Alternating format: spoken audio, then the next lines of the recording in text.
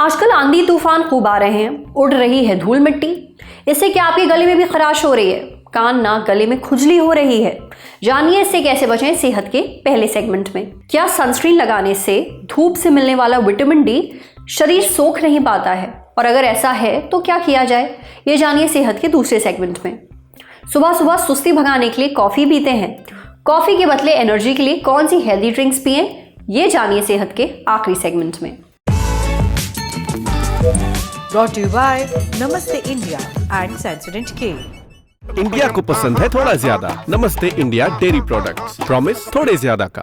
आजकल मौसम गिरगिट की तरह रंग बदल रहा है। मई के महीने में आंधी तूफान आ रहे हैं। जितना भी बच लो, घर में धूल मिट्टी कहीं ना कहीं से घुसी रही है। इसलिए इस मौसम में कई लोगों को गले में खराश, जुकाम और छींकें आ रही हैं, कान में खुजली हो रही है।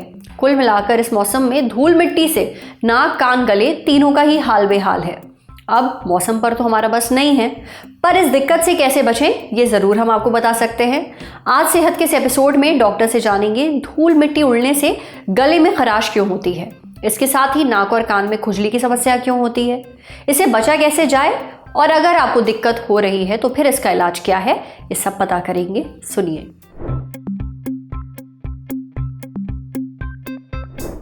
धूल मिट्टी उड़ने से गले में खराश होने का सिंपल कारण ये है कि गला जो है वो साफ हवा लेने के लिए बना है। क्योंकि जैसे नाक है, नाक के अंदर हमारे फिल्टर होते हैं जो हवा को साफ करते हैं। लेकिन जो पेशेंट्स थोड़े से एलर्जिक होते हैं, जिनमें एलर्जी की सेंसिटिविटी होती है, उनमें जैसे ही वो कण गले के अंदर जाते हैं तो गले में इरिटेशन करते हैं, जिसकी वजह से गले में खारिश होती है। नाक और कान में खुजली होने का कारण भी एलर्जी ही होता है। सो जिन पेशेंट्स की नाक थोड़ी सेंसिटिव होती है या कान थोड़े सेंसिटिव होते हैं, उनमें जैसे ही धूल मिट्टी के कण नाक के अंदर एंटर करते हैं तो शरीर छींके मार के, नाक से पानी बना के या नाक को बंद करके अपना अटेम्प्ट करता है, अपनी कोशिश करता है कि वो जो चीज जो एलर्जी कर रही है वो नाक के अंदर नहीं जाए। अब क्योंकि नाक और कान अंदर से एक ट्यूब के थ्रू जुड़े भी हुए हैं, तो जिन पेशेंट्स को नाक के अंदर एलर्जी रहती है उनको कई बार कान में खारिश भी होती है।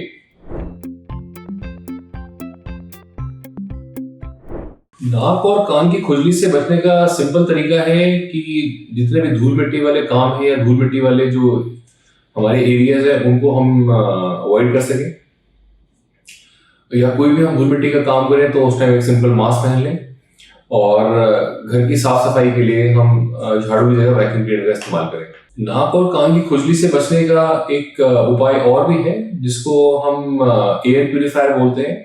तो जिन मरीजों को ये दिक्कत ज्यादा होती है नाक और कान में खुजली की, एलर्जी के कारण, तो उनको हम घर में एयर प्यूरिफायर इस्तेमाल करने की सलाह देते हैं। इससे भी काफी हद तक नाक और कान की खुजली कंट्रोल में की जा सकती है।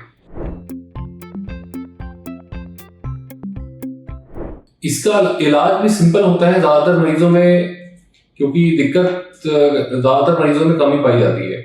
लेकिन जिन पेशेंट्स को, जिन मरीजों को दिक्कत बहुत ज्यादा होती है या लंबे टाइम से होती है, तो उन पेशेंट्स में हम एक या दो सिंपल टेस्ट करते हैं और कुछ बेसिक दवाई देके, टैबलेट्स के फॉर्म में, स्प्रे के फॉर्म में देकर हम उनको काफी हद तक दिक्कत को कम कर सकते हैं। SLS और पैराबेनगॉन तो उसका करंट ऑन, व्हाट देन? इसके पोटेशियम आयंस करें टूट का करंट गॉन, लाइव का करंट ऑन। अगर आप घर से बाहर हैं और आंधी तूफान आ जाए तो मास्क लगाएं या गीला रुमाल मुंह पर रख लें। डॉक्टर साहब ने जो टिप्स बताई हैं उनका ध्यान रखिए, आराम मिलेगा। अब बढ़ते हैं सेहत के अगले सेगमेंट की तरफ, तन की बात।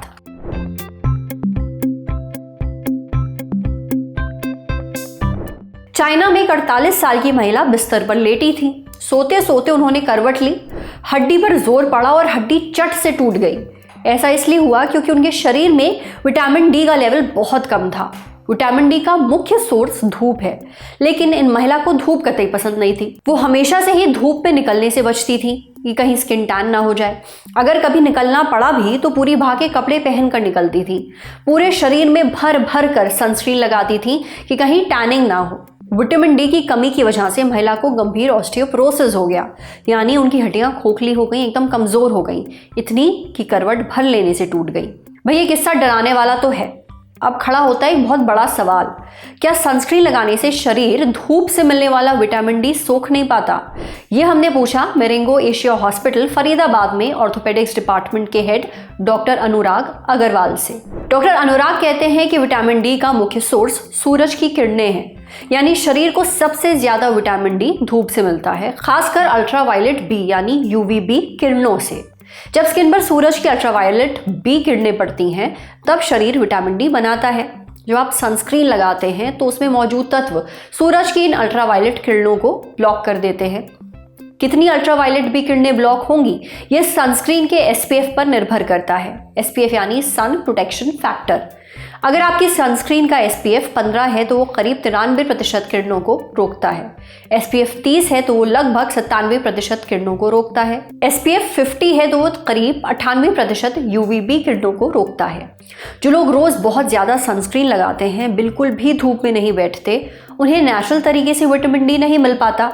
उस पर अगर वो विटामिन डी से भरपूर चीजें भी नहीं खा रहे हैं तो उनके शरीर में विटामिन डी की भारी कमी हो जाती है। विटामिन डी हमारे लिए बहुत ज़रूरी है, इससे हड्डियां मजबूत होती हैं, इम्यूनिटी मजबूत होती है, यहाँ तक कि शरीर कैल्शियम भी तभी सोख पाता है जब उसे विटामिन डी का साथ मिलता है। ये दोनों पक्के दोस्त हैं। अगर विटामिन डी की कमी होगी तो कैल्शियम भी कम होगा। अगर आप दूध रोज पी रहे हैं और ये सोच रहे हैं कि शरीर में कैल्शियम की कमी नहीं होगी तो आप गलत हैं, क्योंकि आपके शरीर में पर्याप्त विटामिन डी नहीं है, इसलिए शरीर दूध से मिलने वाला कैल्शियम भी सोख नहीं पा रहा। विटामिन डी और कैल्शियम की कमी से होता है ऑस्टियोपोरोसिस। ऐसा होने पर हड्डियां कमजोर हो जाती हैं, फ्रैक्चर का खतरा होता है, जैसा उन चाइनीज महिला के साथ हुआ। लिहाजा जरूरी है कि आपके शरीर में पर्याप्त मात्रा में विटामिन डी हो। इसके लिए रोज 15 से 20 मिनट धूप में बैठें, बगैर सनस्क्रीन लगाएं। अगर चेहरे को टैनिंग से बचाना है तो सबसे कम एसपीएफ की सनस्क्रीन लगाएं, वो भी केवल चेहरे पर। बाह और पैर खुले हों तो और भी बढ़िया है, वरना हल्के रंग के पतले कपड़े पहने। सुबह सुबह की धूप लेना सबसे बेहतर है, लेकिन हाँ, घंटों भी धूप में मत बैठिए, वरना धूप से स्किन जल सकती है। इसके अलावा अपने खाने में विटामिन डी से भरपूर चीज़ें शामिल करें, जैसे दूध, दही, पनीर, छेना, चीज़, मशरूम, रागी, मछली और अंडे की जर्दी। अगर आपके शरीर में विटामिन डी का लेवल बहुत ही कम है तो डॉक्टर की सलाह पर आप इसके सप्लीमेंट्स भी ले सकते हैं। समझे? अब बारी सेहत के आखिरी सेगमेंट की, खुराक यानी झक्कासी हेल्थ टिप। सुबह उठ तो गए पर नींद नहीं खुल रही, सुस्ती नहीं जा रही, क्या किया जाए? एक बढ़िया कप कॉफी पी लेते हैं, एनर्जी आ जाएगी। अगर रोज आपकी सुबह का आगाज ऐसे होता है तो भाई गड़बड़ है। आप सुस्ती भगाने के लिए सुबह सुबह कॉफी तो पी रहे हैं, लेकिन इससे होने वाले नुकसानों से रूबरू नहीं हैं। नुकसान जैसे एसिडिटी, गैस, सीने में जलन, घबराहट, डिहाइड्रेशन यानी शरीर में पानी की कमी। इसलिए डॉक्टर सुबह खाली पेट कॉफी पीने से मना करते हैं। चाहे दूध वाली कॉफी पिए या फिर ब्लैक कॉफी, दोनों ही खाली पेट नहीं पीनी चाहिए। अगर मकसद एनर्जी और सुस्ती भगाना है तो कॉफी क्यों, उसके और भी हेल्दी विकल्प मौजूद हैं, उन्हें पीजिए। ये कॉफी बनाने से भी आसान है। कौन सी है ये हेल्दी ड्रिंक्स, ये हमें बताया मैक्स हॉस्पिटल गुरुग्राम में क्लिनिकल एंड फंक्शनल न्यूट्रिशन की कंसल्टेंट डॉक्टर मंजरी चंद्रा ने। डॉक्टर मंजरी कहती हैं कि आप सुबह सुबह कॉफी की जगह नारियल पानी पी सकते हैं। इसे पीने से शरीर में पानी की कमी नहीं होती है। ये इलेक्ट्रोलाइट्स का बैलेंस बनाकर भी रखता है। इलेक्ट्रोलाइट्स एक तरह के मिनरल्स होते हैं, इनकी कमी से थकान, सुस्ती और चक्कर आने जैसी समस्याएं होती हैं। लेकिन नारियल पानी पीने से गर्मियों में ऐसी कोई भी दिक्कत आपको नहीं महसूस होगी। हालांकि जिन लोगों को कोई एलर्जी है, किडनी की कोई ऐसी बीमारी है जो लंबे समय से चली आ रही है, या शरीर में पोटेशियम की मात्रा ज़्यादा है, उन्हें नारियल पानी पीने से बचना चाहिए। आप चाहें तो छाछ भी पी सकते हैं। गर्मियों में सुबह सुबह छाछ पीना बहुत फ़ायदेमंद होता है। इसमें कैल्शियम, फॉस्फोरस, राइबोफ्लाविन और विटामिन B1 जैसे ढेरों पोषक तत्व पाए जाते हैं। गर्मियों में सुबह सुबह छाछ पीने से आप फ्रेश तो फील करेंगे ही, शरीर में पानी की कमी भी नहीं होगी, क्योंकि छाछ शरीर को हाइड्रेटेड भी रखता है, यानी पानी की कमी पूरी करता है। गर्मियों में डिहाइड्रेशन यानी शरीर में पानी की कमी होना एक बहुत ही आम समस्या है। डिहाइड्रेशन की वजह से ही गर्मियों में आपको दिन भर थकान और सुस्ती महसूस होती है। छाछ पीने से ये दिक्कत दूर होगी। आज सेहत पर इतना ही। अगर आप एक डॉक्टर हैं, हमसे कुछ शेयर करना चाहते हैं तो जो ईमेल आईडी इस वक्त आपको अपनी स्क्रीन पर दिख रही है उस पर हमें एक मेल भेज दीजिए। शुक्रिया।